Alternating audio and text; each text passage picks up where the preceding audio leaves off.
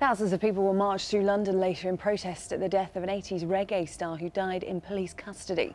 Smiley Culture died from a single stab wound through the heart during a search of his home by officers. His family aren't happy with the explanation they've been given by police about what happened. Jane Dougal reports. Smiley Culture with the mic in my hand, me come to teach you right. An icon of British reggae rap. Many say Smiley Culture paved the way for artists like Tiny Tempa and Dizzy Rascal with his first release, Cockney Translation, and his subsequent hit, Police Officer. But it was while he was in the custody of police officers that Smiley, real name David Emmanuel, died. He was stabbed last month, shortly after 4 Metropolitan police officers arrived at his house with a search warrant. An inquest into his death was told he stabbed himself in the heart when he went to make a cup of tea.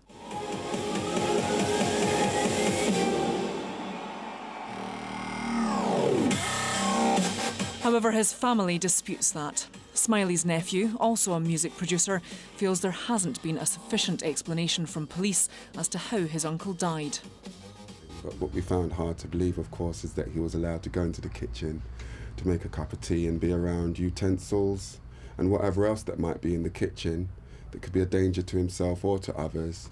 It just doesn't really make sense, and you know, all we want to do is get to the bottom, the truth of what happened. There hasn't been anything forthcoming officially from the police as of yet, and we find that we are treated with a degree of contempt that is beyond our understanding. We don't know where it's coming from.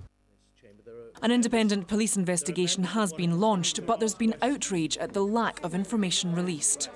A meeting of the Metropolitan Police Authority had to be adjourned because of heckling from the public gallery. I'm going to adjourn the meeting. I'm adjourning the meeting for 5 minutes. Smiley Culture grew up south of Brixton. Today, a march in honour of him and 400 other people who've died in police custody will start from the town. In a statement, the chair of the Metropolitan Police Authority, Kit Malthouse, stressed that he would be speaking with the IPCC to ensure that all efforts are being made to liaise directly with the family and friends of David Emmanuel and to reassure the community of their commitment to the investigation. He will also ask the IPCC that the conclusions of the investigation be made fully and freely available to the public. At the time of his death, 48-year-old David Emmanuel was on bail for conspiracy to supply cocaine. His family say they've commissioned an independent post-mortem to help determine the bizarre circumstances which led to his stabbing. Jane Dougal, Sky News.